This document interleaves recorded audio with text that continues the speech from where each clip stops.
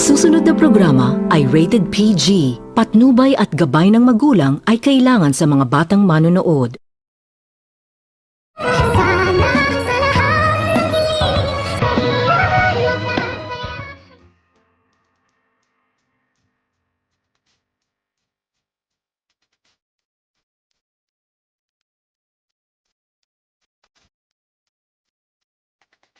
Abot langit ang tuwa ni Annalyn pagkatapos nitong makita ni Annalyn na magkasama na itong si Justin at ang kanyang ina na itong si Giselle, kung kaya't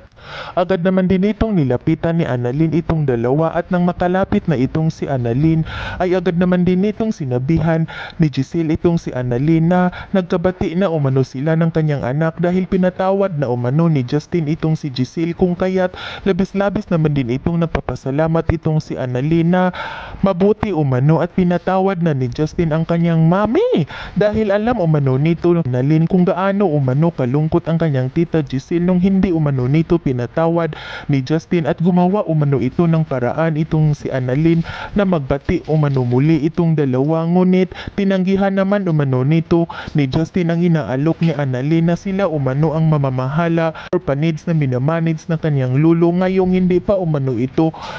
naging okay.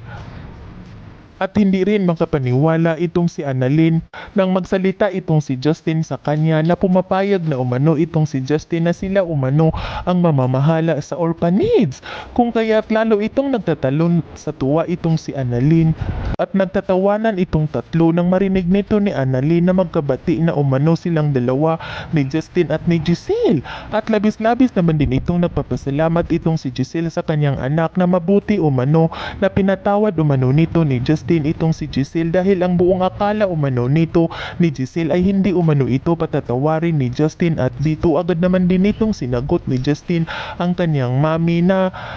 pagkatapos umano nitong malaman ni Justin ang katotohanan kung bakit umano siya ipinamigay ng kanyang mami ay naintindihan umano nito ni Justin ang kanyang mami, kung kaya't wala umanong dahilan na hindi umano nito patatawarin ni Justin ang kanyang mami dahil masyado lang umano itong mabait at masunurin sa kanyang lulu, kung kaya't